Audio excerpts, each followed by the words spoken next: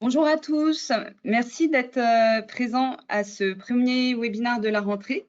On va aborder le sujet « Comment assurer votre business sur la fin de l'année 2021 », un sujet important pour vous tous. Aujourd'hui, pardon, alors attendez parce que j'essaie de passer les slides. Alain, excuse-moi, voilà. Donc, excusez-moi, je suis en compagnie d'Alain, je suis Christine et je suis responsable des formations et des événements chez Meilleurs Agents et je suis accompagnée de l'incontournable Alain Le Tailleur. Alain, je te laisse te présenter. Oui, bonjour à tous. Alain Le Tailleur, en charge de l'animation de nos 13 000 agents immobiliers qui nous ont bien aidés pour préparer ce webinaire de rentrée. Merci Christine pour l'organisation de ce webinaire et à Valentin pour les infographies et à Marion qui est aussi aux manettes. Et puis, avant de commencer le sommaire, je vais laisser Christine présenter l'outil d'interaction avec vous pour pouvoir répondre à vos questions. Et puis, bien sûr, elle présentera aussi les services de Meilleurs Agents avant de rentrer dans le vif du sujet. À tout de suite, je vous retrouve d'ici quelques minutes. Merci Alain. Alors, certains d'entre vous connaissent déjà Slido, c'est notre outil d'interaction pour interagir avec vous pendant ce webinaire. Donc, on vous invite soit à scanner le QR code qui apparaît à votre écran, si vous avez une application de scan de QR code sur votre smartphone déjà installée, ou alors vous vous rendez sur un moteur de recherche, vous tapez slido.com et vous entrez ensuite le code rentrée sans accent en capital dans le petit espace qui sera prévu à cet effet. Donc voilà, on vous invite à aller soit scanner ce QR code, vous tomberez directement sur le site Slido, soit vous allez sur slido.com avec votre smartphone et vous rentrez le code rentrée. Là, vous allez pouvoir ensuite arriver sur une interface où vous rentrez votre prénom et votre nom.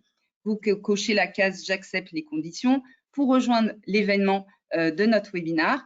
Et là, vous aurez accès ensuite à une interface très simple de soit questions-réponses, soit de sondage pour participer à cet événement. On va essayer évidemment de prendre la température, de voir comment ça se passe dans vos agences respectives. Voilà. Avant ça, on va vous poser une petite question sur votre humeur de la rentrée. J'imagine que vous avez pris quelques vacances, en tout cas, je vous le souhaite. Et l'idée, effectivement, c'est de savoir un peu dans quel état d'esprit vous vous situez là aujourd'hui. Bon, j'ai l'impression qu'il y a des personnes plutôt motivées, de bonne humeur, donc c'est plutôt sympa. On va attendre un petit peu qu'il y ait quelques réponses et puis on va passer à la présentation rapide de la plateforme Meilleurs Agents. Optimiste, c'est bien ça. Au taquet. Super. Bon, merci beaucoup pour vos retours. Rapidement, pour ceux qui ne nous connaissent pas, Meilleurs Agents est une plateforme de mise en relation entre des particuliers qui ont un projet immobilier et essentiellement en fait des particuliers vendeurs et des professionnels de l'immobilier. Le but, c'est de vous faire vous rencontrer et effectivement, l'objectif final, idéalement, c'est de faire signer un mandat à de futurs vendeurs pour vous, professionnels de l'immobilier. Voilà, donc nous, on va vous accompagner sur plein d'étapes dans cet objectif de signer des mandats. On va travailler pour vous votre e-réputation, on va vous aider dans votre prospection, on va également vous aider dans la prise de mandat. Et pour chacune de ces étapes clés de la vie d'un professionnel de l'immobilier, eh bien, on vous accompagne avec des produits vraiment très ciblés, Meilleurs Agents, qui sont des outils digitaux intelligents, malins, qui vont vous aider à chaque étape. Donc, on les a mis là sur cet écran, mais Alain aura l'occasion de vous en parler plus précisément tout à l'heure. Enfin, avant de commencer cette présentation, avant de laisser la parole à Alain, on voulait savoir quelles sont vos préoccupations pour les prochains mois. Donc, n'hésitez pas à nous en faire part là via Slido. Pour toutes les personnes qui sont en train de nous rejoindre et qui ne connaissent pas la plateforme Slido, soit vous scannez le QR code qui apparaît en haut à gauche de votre écran avec votre application qui permet de scanner des QR codes, où vous allez taper slido.com dans votre moteur de recherche sur votre smartphone et vous rentrez hashtag rentrée, plutôt rentrée en capital parce que le hashtag sera déjà mis, rentrée en capital pour pouvoir rejoindre Slido et participer avec nous à ce webinaire. Donc voilà, je vois que la rentrée de mandat est évidemment un sujet préoccupant pour vous.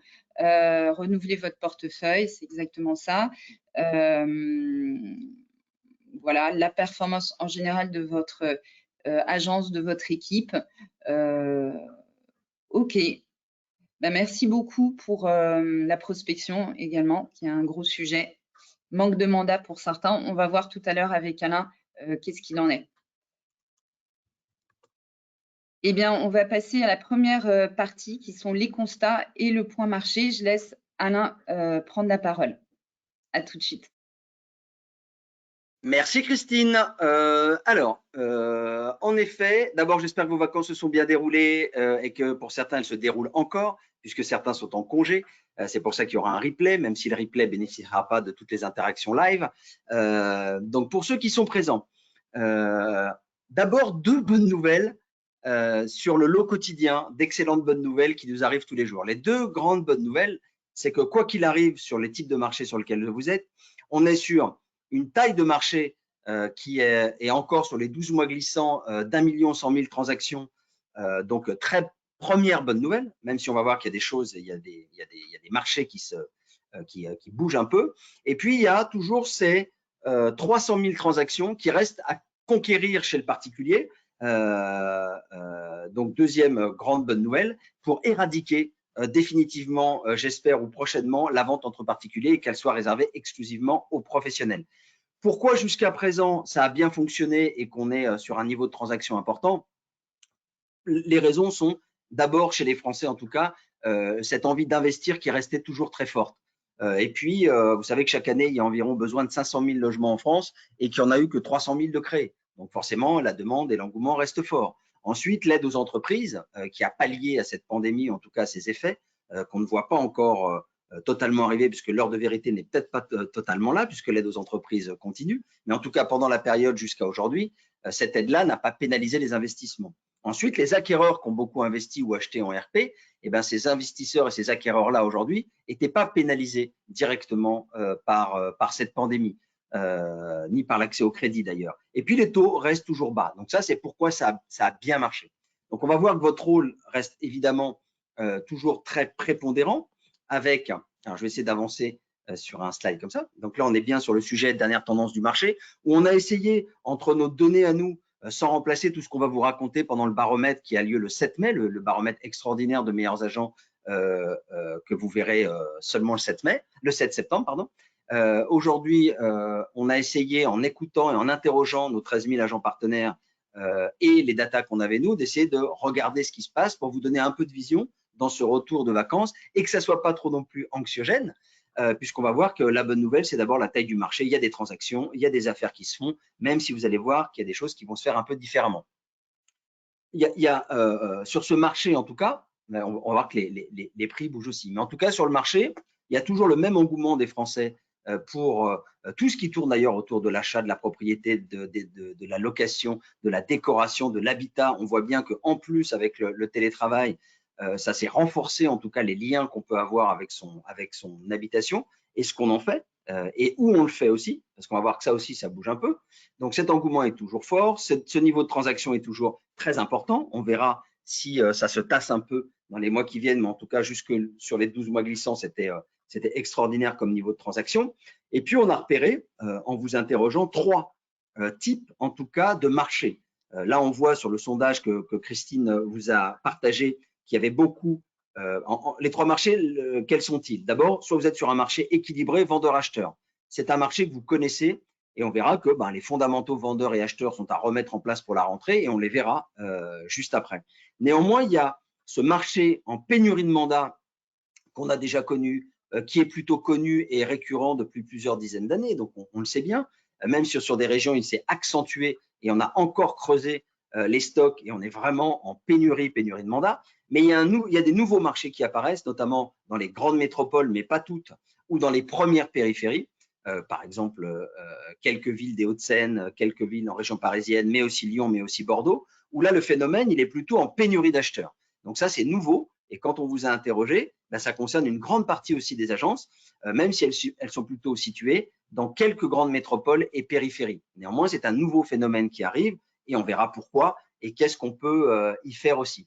Donc, les prix ont plutôt augmenté ou commencent à se tasser dans quelques métropoles. Les délais de vente se sont souvent raccourcis pour évidemment les biens demandés, notamment les maisons avec un peu de terrain qui ont gagné 20 jours de moins en délai de vente, passant de 80 à 60 environ.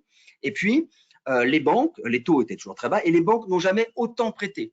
Même si il y a eu à un moment donné un resserrement des octrois de crédit, ils ont en fait ouvert les vannes au maximum de ce qu'ils pouvaient. Et on sait que dans les semaines qui viennent ou les mois qui viennent, une nouvelle loi va sortir ou en tout cas va remettre de l'octroi de crédit resserré puisque les banques se sont vraiment entre guillemets lâchées.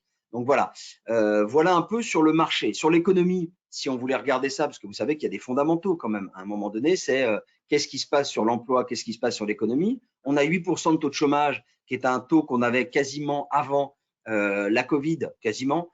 Des régions étaient à 9-10, des régions étaient à 7, je pense à l'ouest de la France. Donc sur l'emploi, j'ai envie de dire attention, l'heure de vérité n'est pas arrivée, puisque ce taux de chômage relativement bas, entre guillemets, même si c'est élevé à 8%, il est dû en grande partie aux aides de l'État. Donc que va-t-il se passer une fois les aides terminées? Plusieurs écoles, plusieurs points de vue, donc on pourra en parler aussi. Et puis évidemment, ce que je vous disais, c'est que les taux restent bas, les banques ont beaucoup prêté, et même si elles vont resserrer ou qu'il va y avoir à nouveau du resserrement sur les critères, aujourd'hui, évidemment, il est toujours très intéressant d'emprunter, même si ce n'est pas la même chose selon la catégorie socio-professionnelle à laquelle on appartient. Donc, ça, c'était l'économie. Et puis, le troisième phénomène très important au-delà du marché et de l'économie, c'est qu'est-ce qui se passe depuis 1 an et demi ou 2 ans bientôt sur ce marché qui évolue. Alors, parfois, on a dit ce contexte pandémie va créer des modes de vie peut-être un peu différents, des velléités différentes, puisqu'on sait aujourd'hui qu'un Français sur 3 souhaite déménager, 1 sur 2 dans les grandes métropoles, ce qui est très important. Et même si on n'avait que 10% des gens en télétravail qui souhaitaient déménager ou faire de la semi-résidence principale ou de la semi-résidence secondaire, 10%, vous vous rendez compte, c'est énorme. Et forcément, ça va avoir un impact sur la carte du territoire, sur les mouvements de population, sur le type d'habitation, sur le type de région dans lequel on souhaite habiter. Donc, on est au début, aux prémices, certainement, d'un rééquilibrage. Alors, on verra comment, on verra s'il perdure, des différents achats et des modes de vie qui vont avec. Donc, ce mouvement général, il est complexe et ce n'est pas le lieu ici de rentrer dans de la sociologie. Néanmoins, on doit le prendre en compte très fortement et on voit bien que notamment ce phénomène de pénurie d'acheteurs dans les grandes villes est totalement lié à ça. Donc, voilà. Alors, il ne faut pas que ce soit, encore une fois, je prends des précautions, puisque quand j'échange avec encore ce matin des agents immobiliers, il ne s'agit pas de dire « Ah, il y a des difficultés supplémentaires ». En fait, il y a des opportunités supplémentaires, sachant que vous avez su, vous, agents immobiliers, de toute manière, depuis très longtemps, vous adapter à plein de situations. Rappelez-vous, pour les anciens, le temps où il n'y avait même pas de diagnostic obligatoire, où les premiers diagnostics sont arrivés, où il n'y avait même pas de loi SRU, où il n'y avait pas tout ça, et finalement, vous avez petit à petit franchi les étapes. Vous êtes plus que jamais important dans le dispositif de cet agent immobilier professionnel augmenté ou 2.0. Maintenant, avec les changements qu'il va y avoir, je ne parle pas encore des impacts du nouveau DPE, etc., eh bien, il ne faut pas s'imaginer qu'on va tout régler, puisqu'il y a bien 2 types, entre guillemets, d'actions. Il y a celles que je peux contrôler et celles que je ne peux pas contrôler. Donc, dans votre cercle de préoccupation que vous ne pouvez pas contrôler, entre la météo, la fin de la pandémie, l'évolution dans les 3 ans du marché immobilier, etc., ça, ce n'est pas la peine que ça vous prenne trop d'espace, entre guillemets, dans votre esprit, puisque vous ne pouvez rien y faire. En revanche, trouver de nouveaux systèmes de mise en vente, s'occuper de ses équipes, s'occuper différemment de ses clients, continuer les efforts et tout ce qui fonctionne, prendre la mesure de ce qui ne fonctionne pas et d'essayer de le modifier. Ça, c'est dans votre préoccupation. Donc, il faut juste faire la part des choses, regarder ce qui est prioritaire sur votre marché et à partir de là, eh bien, comme vous avez su le faire auparavant, gérer ces adaptations au changement, si ça devient un marché acheteur pour certains ou un marché vendeur ou un marché équilibré, bah, vous saurez le faire. Rappelez-vous que le plus important, c'est vous et vos équipes et que voilà quoi, et que entre guillemets, quand il y a une situation nouvelle qui arrive, cette citation qui arrive à propos, et que où que nous regardions sur cette terre, les opportunités surgissent toujours de l'intérieur des problèmes. Donc, quand on va nous parler de renforcement du DPE, de je ne peux plus louer en 2023, ni en 2025 si c'est F, ni en 2000. Bon, tout ça, ce sont des choses qui vont faire qu'à un moment donné, les 300 000 transactions qui manquent encore à votre profession, bah, vous allez pouvoir les acquérir parce qu'on va avoir encore une fois beaucoup plus besoin d'un agent immobilier professionnel aujourd'hui. Donc pour moi, tout ça sont des bonnes nouvelles. C'était la première partie. Le plus important, c'est de regarder entre ce que nous, on a interrogé aujourd'hui, c'est-à-dire certains endroits où il y a une vraie pénurie d'acquéreurs, et puis d'autres endroits où c'est une pénurie de vendeurs classiques. On a vu qu'aujourd'hui, en tout cas, ceux qui étaient avec nous là en début d'après-midi, en tout cas, étaient plutôt peut-être sur ce registre-là. Et puis, mais regardons voir par rapport à vous aujourd'hui, si on est sur des marchés équilibrés, très bien. Si on est sur des pénuries de vendeurs ou des pénuries d'acheteurs. Donc, on attend le sondage, on attend que vous nous répondiez un petit peu, puisque ça nous permettra de personnaliser un peu la suite de notre webinaire aujourd'hui. Donc, je laisse encore un peu le temps. On voit bien qu'on est beaucoup encore sur de la rentrée de mandat, et on le voyait dans les préoccupations tout à l'heure, ou les interrogations qu'il y avait, qui sont notamment sur les interrogations, cette recherche de mandat, mais aussi vous nommiez qu'il y avait beaucoup d'acteurs professionnels sur le marché. En tout cas, c'est ce qu'on a vu dans le nuage de mots qui s'est affiché. Ça veut bien dire qu'à un moment donné, il y a deux sujets qui est la rentrée de mandat et la différenciation commerciale. L'un n'en pas sans l'autre. Donc voilà, on voit bien que la pénurie d'acheteurs qui n'existait pas dans ce sondage aujourd'hui prend quand même un peu de place, puisqu'on est à 15% alors qu'on était peut-être à 5 il y a quelques mois. Donc on voit bien qu'il y a des phénomènes qui arrivent importants et qui ne sont pas les mêmes partout, puisqu'il y a des grandes métropoles où on le voit dans Paris, là où j'échangeais avec des agences de Levallois ou de Clichy, mais toutes les périphéries des grandes villes, Lyon, Bordeaux, Paris, sont sur j'ai plus d'acheteurs, qu'est-ce qu'on va faire? Donc on va le voir ensemble. C'est plutôt ça, mais il y a d'autres métropoles où il y a un nombre important d'habitants qui arrivent cette fois-ci. Donc, il n'y a pas seulement les trois marchés, c'est-à-dire métropole, périphérie, ville moyenne. Il y a métropole, lesquelles, et Paris, Lyon, Bordeaux, on va dire, ça pourrait un peu stagner ou descendre, mais des villes comme Marseille accueillent aujourd'hui 10 000 Lyonnais et Parisiens par an. Donc là, on n'est pas dans une métropole qui se vide, mais dans une métropole, au contraire, qui se remplit. Donc, forcément, ça aura des conséquences, puisque s'il y a des départs, à un moment donné, il y aura une demande plus faible, des prix qui risquent de baisser. S'il y a une arrivée dans les villes moyennes dans un autre temps, ça veut bien dire que l'offre va se raréfier et les prix risquent de monter dans ces villes moyennes ou sur quelques grandes métropoles. Donc, voilà pour ce sondage. Je pense qu'on peut avancer un peu. Hop là. Donc, pour ceux qui sont sur un marché équilibré, j'ai envie de dire, vous allez garder vos fondamentaux de rentrée, c'est-à-dire qu'on verra tout à l'heure et immédiatement d'ailleurs ce qu'on peut faire. On verra dans un deuxième temps ce qu'on fait traditionnellement dans une rentrée ou une ouverture. Et c'est Christine qui nous en parlera sur comment je prépare en gros mon plan ou ma feuille de route. Voilà. Donc, sur un marché équilibré, très bien. Si on est sur une pénurie de mandats, quelque chose qu'on connaît bien puisqu'on est plutôt sur un marché depuis depuis 2 décades d'ailleurs, on est plutôt sur pénurie qu'abondance de mandats. Bien sûr, ça va dépendre des villes. Donc ça, on connaît bien. Donc ça veut dire qu'il y a des choses qu'il faut poursuivre et continuer de les faire. Ça veut dire aujourd'hui, cet après-midi, qui nous écoute, on a des agences en réseau, des agences indépendantes, des agences hybrides, des agents mandataires. On a des gens qui démarrent, on a des gens qui sont très aguerris. Donc il ne s'agit pas de traiter dans l'ensemble de ce webinaire l'ensemble des situations. Juste, notamment pour ceux qui sont en pénurie de mandat, vous rappelez quelques bons conseils, vous réorientez, on le verra tout à l'heure, vers notre site et notre médiathèque dans lequel il y a des contenus spécifiques qui permettent de se former un peu plus que ce qu'on le fait maintenant. Néanmoins, les conseils pour débloquer la situation quand je suis en pénurie de mandat, c'est d'abord évidemment de faire le point sur sa stratégie de prospection de mandat. Certains, à un moment donné, n'allaient pas cherchaient tous les biens ou n'avaient pas de politique d'exclusivité, avaient une politique de typologie de biens en fonction de leur analyse de l'offre et de la demande, s'ils l'avaient faite, qui est peut-être à revoir. En tout cas, il y a forcément un basique qui est stratégique prospection de mandat. Et on verra tout à l'heure, est-ce que j'ai utilisé dans un dispositif omnicanal l'ensemble des sources de prospection. Deuxièmement, je vais prioriser dans les acheteurs qui viennent me rencontrer ou dans les acheteurs que j'ai en base, ceux qui ont soit visité déjà beaucoup de biens que je vais aller chercher à la concurrence, soit parce que c'est de bonne guerre, tant que c'est pas en exclusivité. Et puis, je vais surtout prioriser évidemment ce qui se fait naturellement maintenant d'ailleurs, la vente de nouveaux biens à des acquéreurs qui ont un bien à me confier quand je suis en pénurie de mandat. Donc ça, c'est quelque chose qui est parfois à systématiser. En tout cas, certains le font.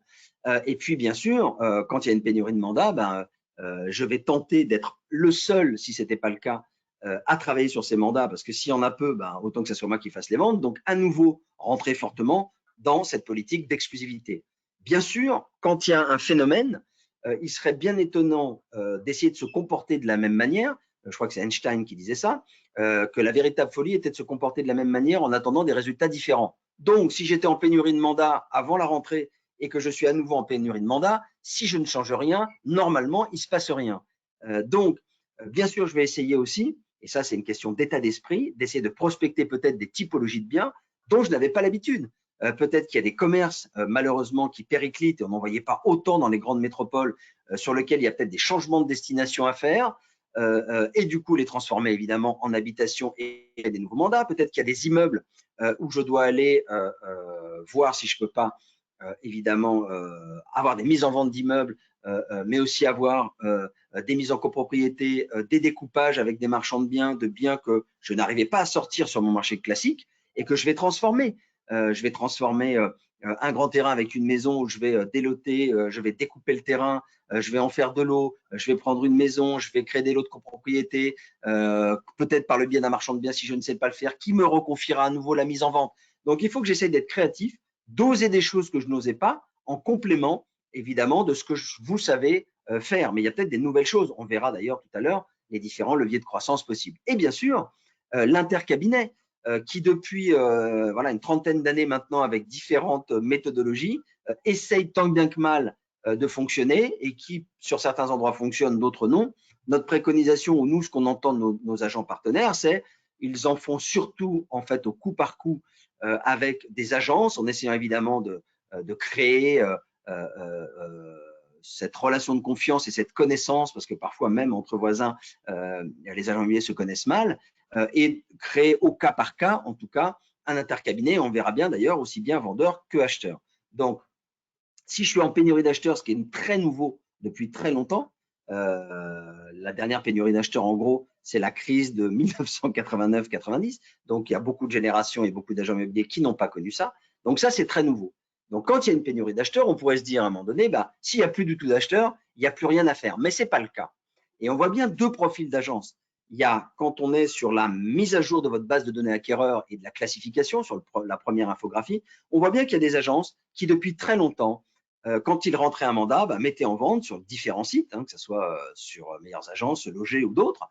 Et puis, les annonces paraissaient, et puis j'avais des nouveaux acquéreurs, puis j'avais tellement d'acquéreurs que je n'avais pas à creuser plus que ça, à identifier et à classer tous mes acquéreurs, puisqu'il y en avait beaucoup, entre guillemets.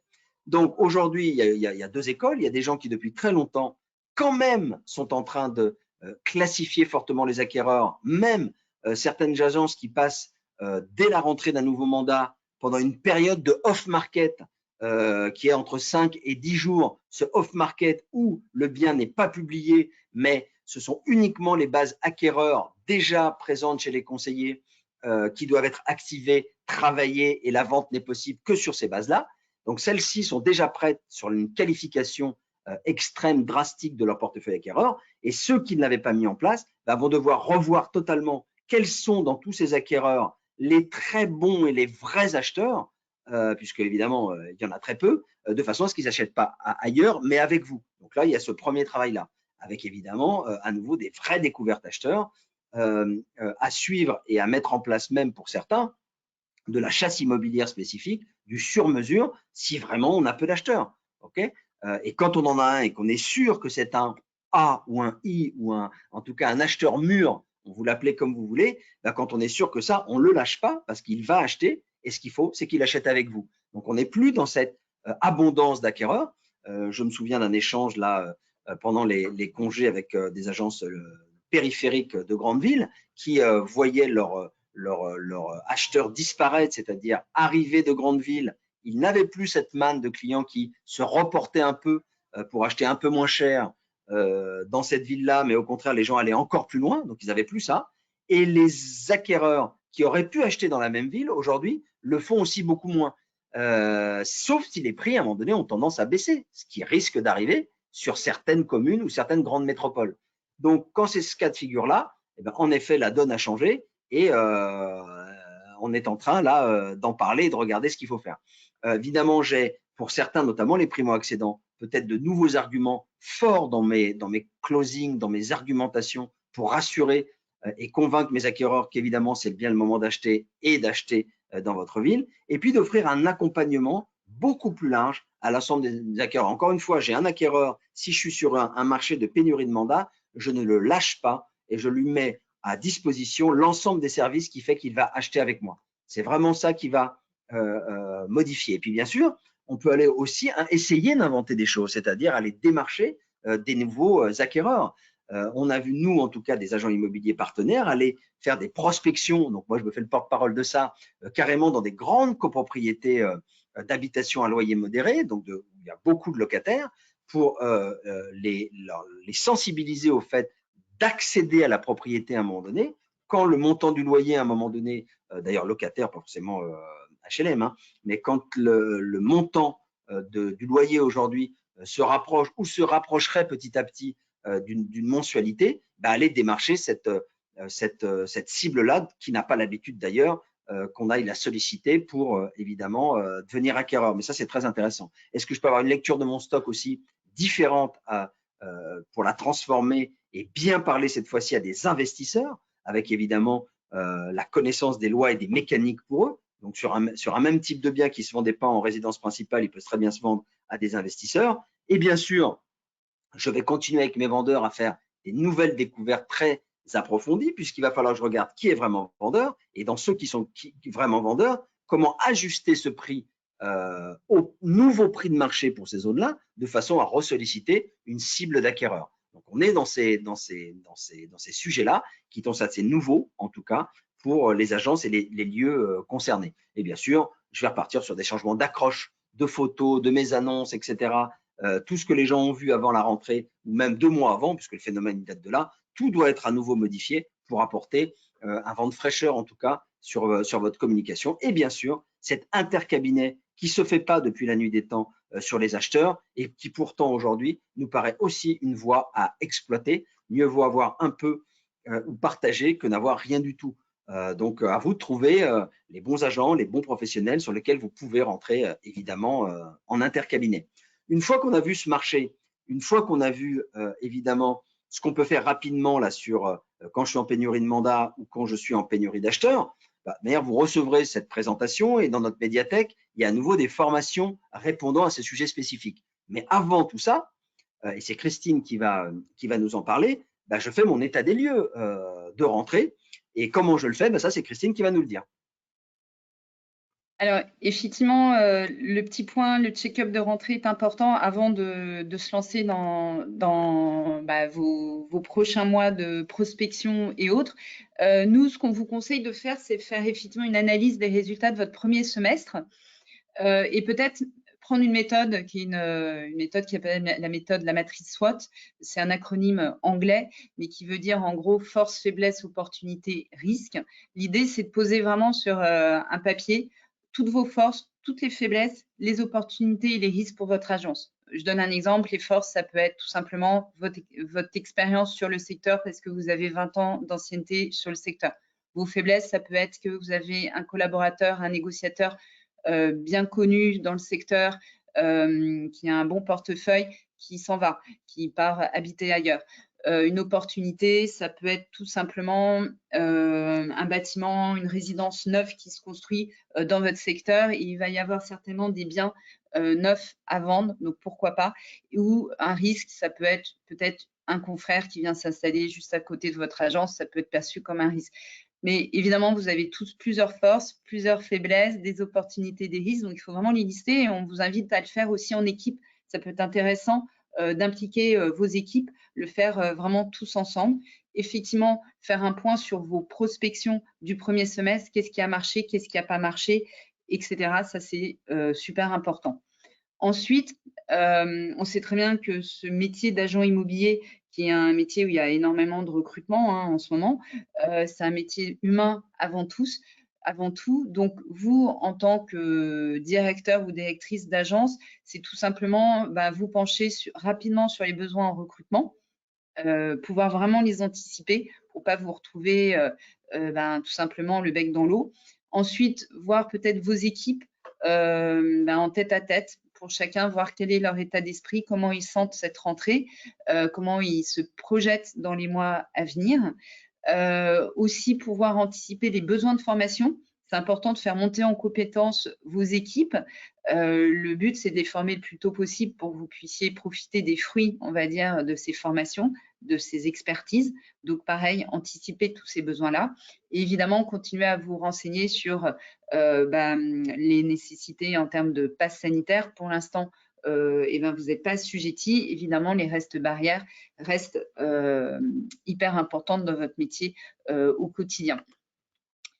Ensuite, pour ce qui concerne les actions incontournables, pour bon nombre d'entre vous, ce sont des actions que vous menez systématiquement à chaque rentrée, mais pourquoi pas, je pense que je suis allée trop vite, pardon, pourquoi pas refaire un check sur votre base de données. La base de données de votre agence, elle est vraiment précieuse, c'est vraiment ça qui donne aussi de la valeur à votre agence. C'est tout simplement revérifier à la fois tout ce qui est basique, numéro de téléphone, adresse email, pour à la fois vos campagnes d'appel téléphoniques, vos campagnes SMS ou vos campagnes d'email, mais aussi aller scorer vos clients, voir quels sont les clients actifs, inactifs, ceux qui ont une urgence en termes de projet d'achat, de vente, et pouvoir vraiment les catégoriser pour pouvoir tout simplement aller plus vite là dans les semaines à venir dans vos démarches de prospection. Ensuite, Alain aime bien parler d'elevator pitch. C'est une expression anglaise. Effectivement, c'est comment vous pourriez présenter votre agence si vous preniez l'ascenseur avec quelqu'un, donc vous avez 10 secondes pour présenter votre agence. C'est quoi vraiment l'expertise que vous metteriez en avant? Comment vous présenteriez votre agence? Et ça, c'est hyper important de pouvoir le faire rapidement. Et d'être du coup très au fait par rapport aux forces justement dont on vient de parler à l'instant. N'hésitez pas aussi à renvoyer des campagnes SMS à votre carnet d'adresses. Vous avez déjà fait en amont votre vérification de base de données, vous l'avez rafraîchi. N'hésitez pas donc à dire à nouveau à vos clients que vous êtes là, vous êtes revenus de vacances et que vous êtes à leur disposition et en fonction effectivement de leurs problématiques, d'être là pour eux.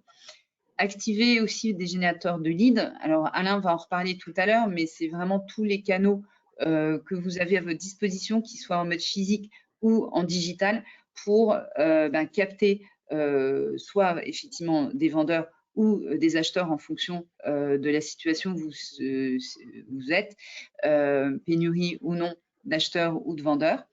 Alain va en reparler tout à l'heure. N'oubliez pas aussi vos anciens clients. Ce sont vraiment de précieux ambassadeurs. Donc, allez les solliciter. Pourquoi pas, ils ont peut-être des connaissances qui ont des biens à vendre ou des gens qui cherchent à acheter. Donc, n'hésitez pas à faire appel à vos anciens clients. Ils sont précieux. De même, revenez vers vos anciens clients pour tout simplement les interviewer, faire des témoignages clients. Ce sont des success stories. Vous pouvez les partager sur vos sites, sur les réseaux sociaux, mais donnez du contenu. Ne publiez pas juste un appartement ou une maison que vous avez vendu. Apportez du contenu pour montrer toujours votre expertise. C'est ça qui est important, c'est pouvoir se démarquer de vos confrères et dire en quoi vous avez réussi une vente ou un achat pour un vendeur, pour un acheteur. Et enfin, prioriser vos zones de prospection, ça c'est très important pour être efficace là dès la rentrée. Ainsi que le type de bien à prospecter en priorité. Si vous vous rendez compte que vous avez énormément de demandes d'acheteurs pour des petites surfaces, évidemment, ça va être vraiment le type de bien que vous souhaitez prospecter en priorité. Et enfin, ne cessez jamais d'analyser et de mesurer vos retours. Alors, ce n'est pas au jour le jour, évidemment, parce que c'est difficile d'avoir du recul, mais c'est peut-être tous les mois par rapport à ce qui marche, ce qui ne marche pas, et pouvoir réévaluer en fait votre stratégie assez rapidement avec vos équipes. Voilà. Donc, je laisse Alain vous parler des... J'espère que ça fait pas trop, parce que vous rentrez de vacances à un moment donné, vous dites « Ouh là là, la liste de tout ce que j'ai à faire, peut-être bien longue ». Ça va dépendre déjà de où est-ce que vous en êtes dans votre business. Est-ce que vous êtes une agence, un agent indépendant, etc., etc. Donc, l'idée dans cette 4e partie, puisque c'est notre rôle de vous accompagner soit directement avec nos services et nos produits, qui peuvent être rendez-vous qualifiés pour ceux qui sont en pénurie de mandat, l'e-réputation, notre carte de prospection, enfin, etc. Mais aussi d'aller regarder ce qui se passe chez l'ensemble de nos clients, parce que près de la moitié des agents immobiliers aujourd'hui sont clients chez Meilleures Agences, ce qui veut dire qu'on a un bon retour sur la météo de comment je fais aujourd'hui pour innover et m'en sortir. Alors vous-même aujourd'hui, est-ce que vous avez envisagé ou quelles seraient vos nouvelles sources de revenus que vous pourriez mettre en place en tant qu'agent mandataire, en tant qu'agence hybride ou en tant qu'agence immobilière, que vous soyez indépendante ou en réseau? On vous laisse répondre à ce sondage et ensuite on regarde ensemble les leviers qu'on a identifiés chez nos clients et sur le marché, vous permettant peut-être de développer une nouvelle activité et de surcroît de générer évidemment du chiffre d'affaires et des parts de marché complémentaires. On vous laisse répondre. Alors, sur la prestation de service, je vois. Alors, c'est vrai qu'il faudrait, on a quelques pistes et quelques remontées et il faudrait regarder ce qui se passe là-dessus. Donc, les apporteurs d'affaires, excellent, tout à fait. Le recrutement comme source de revenus, ce qui veut dire que pour certains, ils comptent en plus de leur métier d'agent immobilier créer ou une plateforme ou un service de recrutement pour eux et pour d'autres agents immobiliers. Et on a des exemples d'ailleurs avec un site qui est connu maintenant des professionnels de l'immobilier sur le recrutement, qui n'existait pas jusqu'à présent. Mouvement interrégion, d'accord. Prospection numérique, très bien, on va en reparler. La location, c'est un basique, mais pour ceux en l'occurrence qui ne le faisaient pas et sur lequel il y a un marché, c'est une source de revenus et de trésor immédiate très important. Donc bien sûr, conciergerie, on va voir qu'il y a plein de sortes. Gestion, location, vente du neuf pour les investisseurs, conciergerie, meilleur accompagnement, travaux, rénovation. Parfait. Donc, on voit bien là que le sondage nous montre que vous avez identifié en tout cas un certain nombre de nouveaux leviers. Bien sûr, pour ça, c'est un état d'esprit, hein, c'est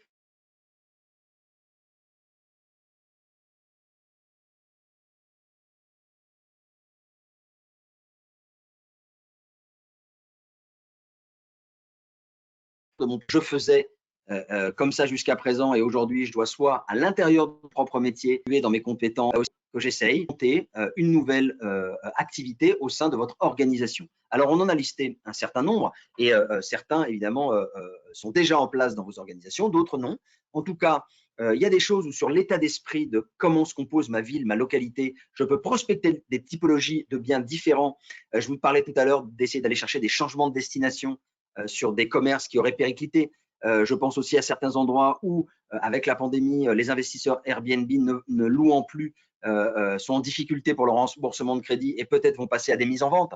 Peut-être qu'il y a des immeubles à aller prospecter. Peut-être qu'il y a des biens que vous ne sortiez pas dans l'état et vous allez avoir besoin peut-être d'un marchand de biens au sens noble du terme, qui va évidemment améliorer par de la rénovation, par de la création de lots de copropriété, par du découpage de terrain, qui va changer le bien que vous aviez, le transformer et vous le remettre à la vente, en exclusivité bien sûr, qui vous fera de nouveaux mandats. Bien sûr, pour ceux qui ont des points de vente et pour ceux qui n'en ont pas d'ailleurs, comment je peux créer des rencontres avec mes acheteurs et mes vendeurs pour, encore une fois, exister commercialement différents au sein de ma localité. Je peux très bien, sur des soucis de retraite pour des gens, des soucis de notariat, de succession, inviter des choses simples, c'est-à-dire des experts, inviter mes acheteurs, mes vendeurs, mes bailleurs, mes locataires et apporter quelque chose de plus au sein de mon agence. Et là, on a dans notre médiathèque quelque chose de spécifique aussi sur comment je peux faire venir, c'est ce qui était plus possible avec la Covid, mais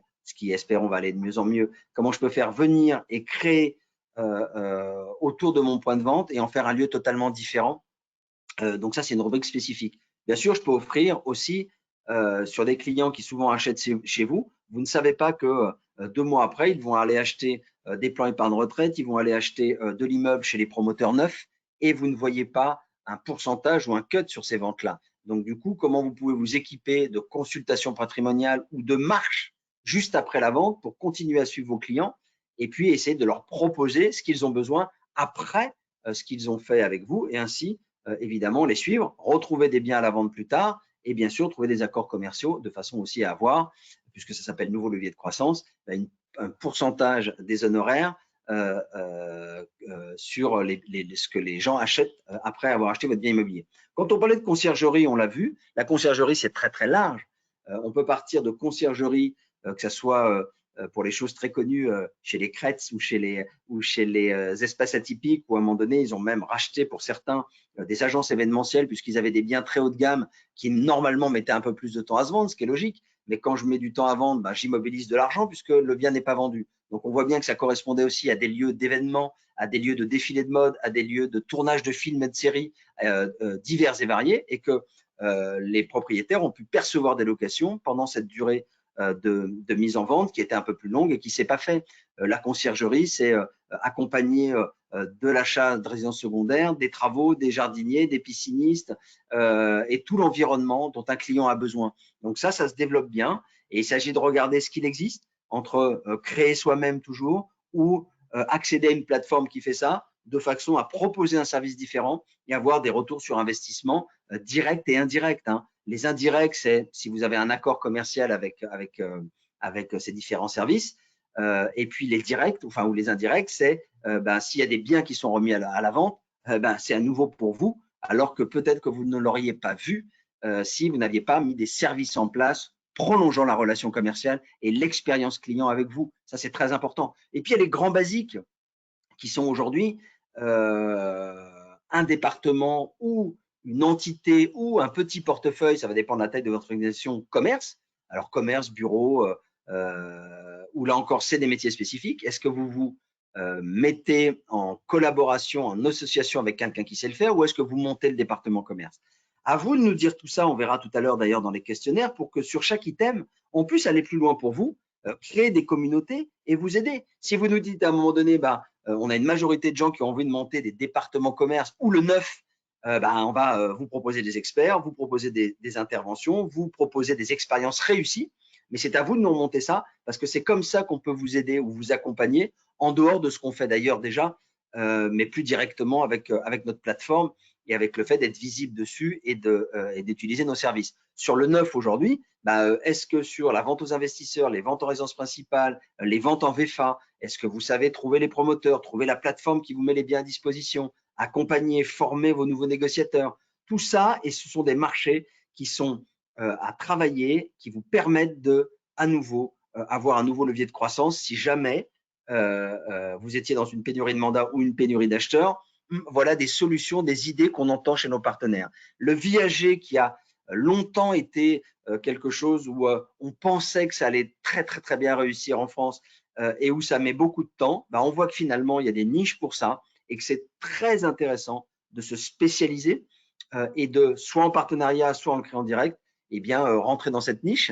Et puis la gestion locative qui est un grand classique, est-ce que vous allez le faire en direct en montant votre portefeuille de gestion avec votre carte G? Est-ce que vous allez vous faire héberger? Est-ce que vous allez trouver un accord avec une plateforme de gestion en ligne? Ça, on le traitera aussi évidemment dans des webinaires spécifiques pour vous donner quelques clés, quelques trucs et astuces et puis quelques réussites d'agents ou d'agences immobilières ayant passé le pas d'une création de gestion locative de A à Z ou d'une mise de s'adjoindre les services d'une plateforme en ligne. Et puis bien sûr, la location des saisonnières avec les services qui vont autour peut être une activité dans certains lieux géographiques, bien sûr, très intéressante pour se différencier, créer un nouveau levier et avoir aussi après des choses qui reviennent sur votre activité principale, c'est-à-dire des mises en vente ou des achats. Et puis certains ont monté aussi en interne ou se sont adjoints les services à voir évidemment d'entreprises de travaux, de diagnostic, de financement et pour certains même carrément intégrés à leur organisation. Ce qui leur permet encore une fois dans l'expérience client de l'accompagnement de A à Z, dans le retour sur investissement qui va être plus important si je gère ce type de service en direct. Et puis surtout, je garde la main sur mon client de A à Z en lui offrant évidemment l'ensemble des services dont il a besoin. Et je vais m'y retrouver sur des plus petits honoraires sur ce type de service, mais aussi quand les biens vont être mis en vente, je serai souvent le premier informé et j'aurai créé un lien complètement différent dans l'expérience client. Donc, ce que je vous disais avant de passer sur les fondamentaux étant évidemment des choses que certains connaissent par cœur, d'autres qui démarrent dans ce métier vont redécouvrir. De toute manière, vous aurez le temps en allant sur notre médiathèque de redécouper toutes ces présentations et de regarder point par point ce que vous avez envie tranquillement, pour ceux qui ne sont pas encore rentrés de vacances d'ailleurs, à quoi vous avez envie de vous atteler entre guillemets et de remettre l'ouvrage sur le métier en allant regarder notamment dans la médiathèque. On peut faire un tour de piste sur les fondamentaux acquéreurs-vendeurs et je ne sais plus ça. Si tu voulais le faire, Christine, je ne me souviens plus. Ou si, non, je te laisse la main. Bon, oui. Ce que je vous disais surtout sur les fondamentaux acquéreurs, c'est, encore une fois, il ne s'agit pas qu'on vous apprenne votre métier. Ce qui est arrivé là, c'est le fruit de l'interrogation à chaque fois de nos 13 000 agences partenaires et agents immobiliers, où à un moment donné, bien sûr que nous aussi, en tout cas certains d'entre nous chez Meilleurs Agents, ont pratiqué votre métier et pour mon cas en tout cas plus de 20 ans dans 2 organisations commerciales nationales, 2 grands réseaux immobiliers français. Donc on connaît ces fondamentaux qu'on a adjoints entre guillemets à tout ce qui vient maintenant, ce qu'on appelle l'agent immobilier augmenté, c'est-à-dire tout ce qui va être évidemment digital, s'ajoutant à vos fondamentaux, c'est-à-dire du digital qui transforme le métier et du digital qui n'est qu'une amélioration technologique, je pense à la signature électronique. Alors que créer, on va voir un environnement en tout cas de génération de leads, de CRM, d'utiliser nos services, ça transforme une partie de votre métier et ça, c'est du pur digital. Donc, d'abord, sécuriser l'existant. Je n'ai pas beaucoup d'acheteurs avec certaines informations qu'ils pourraient avoir. Est-ce qu'ils vont être un peu plus dans l'expectative ou le doute? Donc, il s'agit immédiatement à la rentrée de sécuriser les promesses en cours ou les offres et d'aller au bout. Bien sûr, requalifier ma base acquéreur en fonction du marché que je vais avoir, c'est-à-dire pénurie de mandats ou pénurie d'acheteurs, ce qu'on a dit avant. Définir les bases de ma découverte acquéreur, jusqu'où je vais et comment je classifie. Et rappelez-vous, ceux qui étaient sur des marchés où il y avait pléthore d'acquéreurs, où il suffisait presque de poster sur les sites d'annonces ma nouvelle annonce pour qu'à nouveau j'ai des acquéreurs frais en volume, mais qui n'ont pas travaillé le fond, c'est-à-dire l'ensemble de ma base acquéreur, elle-même étant d'ailleurs vendeur et perdant ainsi beaucoup d'informations et beaucoup de business. Et puis bien sûr, comment je me réorganise dans mes fondamentaux acquéreurs selon mon marché.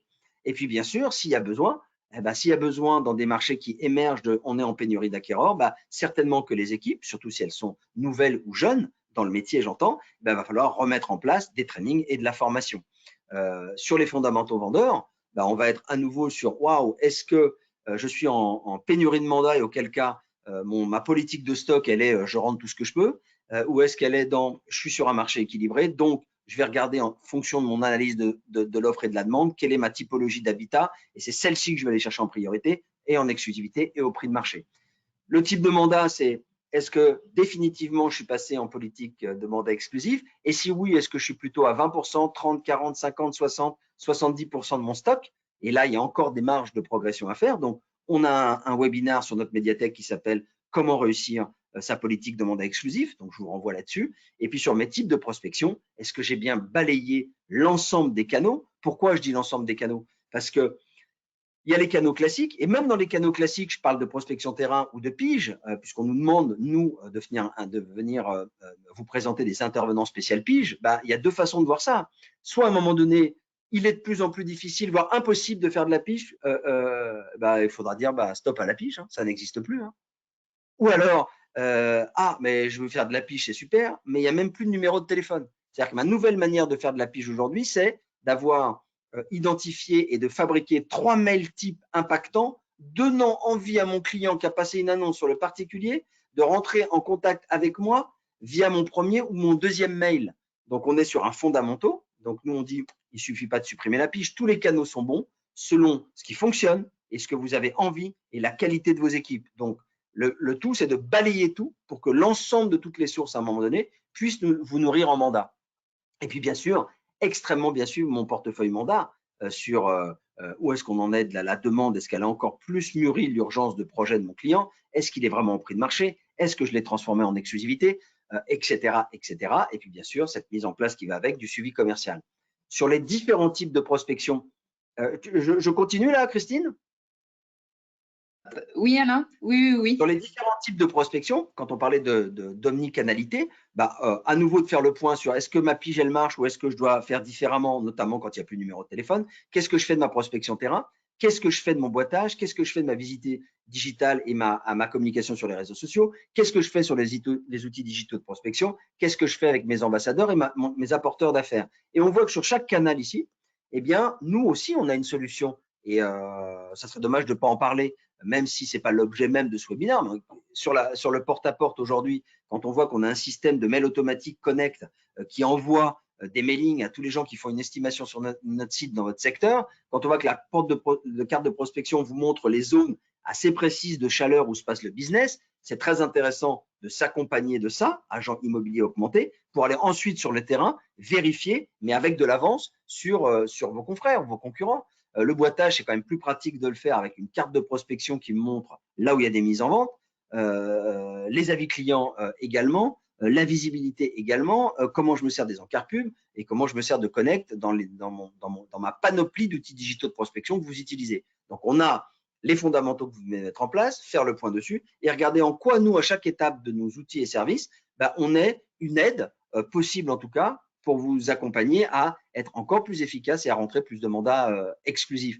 Et bien sûr, ne pas se décourager puisque c'est la répétition évidemment qui va… La répétition et puis l'autre état d'esprit qui est maintenant comment je donne des choses à mes clients, comment je donne une expérience client totalement différente. Je me positionne vraiment sur qu'est-ce que je peux offrir à mon client parce que parfois, c'est en créant ce climat de confiance et parfois des fois en révolutionnant totalement le métier ou parfois je pense à la prospection téléphonique ou la pige, où moi très longtemps j'ai appris que ça ne devait pas durer plus que 3 ou 4 minutes, que l'objectif était de prendre le rendez-vous avec un point d'appui, un closing, une qualification, etc. Et qu'en fait, il y a des agences qui font totalement autrement, qui passent une demi-heure rien que pour créer un climat de confiance et finalement obtenir un rendez-vous. Et moi, je pense que l'ensemble des écoles sont bonnes à regarder, surtout regarder ce qui fonctionne et ce qui est efficace. Donc, pas se décourager, 7 à 8 points de contact avant d'être identifié par le vendeur. Et 90% des deals aujourd'hui se font avant le 4e point de contact. Donc, bien sûr qu'il y a tout cet écosystème à mettre en place et puis dans la durée et la répétition. C'est ça aujourd'hui qui change beaucoup aussi dans ce métier. On en est déjà à la conclusion. On vous a dit beaucoup de choses. J'espère que c'était pas trop anxiogène sur, en tout cas, les choses qu'il fallait faire dans la checklist, ce que vous devez encore améliorer parce que vous faites des choses très bien. C'est plein d'espoir, en tout cas, parce que plus ça va se complexifier, je pense notamment au DPE, mais pas seulement, plus il va y avoir besoin d'un agent immobilier professionnel. Donc, c'est la bonne nouvelle avec un marché qui est dynamique, qui fonctionne. Le plus important étant évidemment cette taille de marché. Maintenant, lesquels vont prendre ces parts de marché? Ceux qui vont évidemment se différencier et puis s'adapter le mieux parce que le business, c'est du darwinisme. Donc, qui va s'adapter le mieux? Donc, nous, on a balayé tout ça. Christine va vous expliquer aussi. Moi, je vous donne rendez-vous, je crois que c'est le 9 septembre maintenant, avec un intervenant sur un sujet phare chez les vendeurs et les acheteurs qui s'appelle la négociation. Je ne vous dévoile pas l'intervenant puisqu'il est très prestigieux et que ce n'est pas à moi de le faire et pas maintenant et pas tout de suite. Mais en tout cas, je peux vous assurer que notez le 9 septembre, vous allez vraiment pas le regretter. Et puis, je vais laisser Christine conclure. Je vous remercie. On va lire attentivement vos questions. Et le plus dur, évidemment, c'est de l'intention à l'action. On a balayé plein de choses aujourd'hui.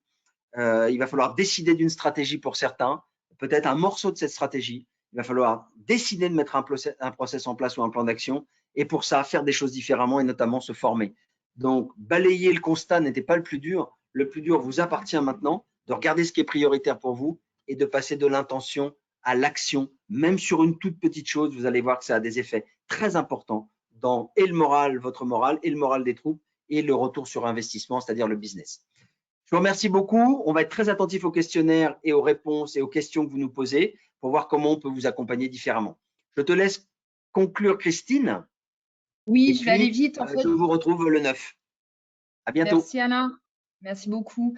En fait, oui, juste vous retrouverez tous nos replays de webinaires dans la médiathèque sur Wikimo Pro. Vous tapez Wikimo Pro dans votre moteur de recherche et vous allez sur la droite, il y a un accès à la médiathèque. Vous retrouvez là tous nos replays, nos podcasts, nos livres blancs. Et également, on voulait juste vous dire que quand vous allez quitter ce webinaire, vous aurez une petite fenêtre qui va s'afficher pour accéder à notre questionnaire. Le but, c'est que vous puissiez répondre à quelques questions rapidement. Ça va nous aider à définir les prochains sujets de nos webinaires. Le but, c'est de vous aider au quotidien dans votre recherche d'acheteur, dans votre recherche de vendeur. Donc voilà, vous avez cette petite fenêtre qui va s'afficher quand vous allez quitter le webinaire. Il faut faire fermer et là, vous aurez accès au questionnaire.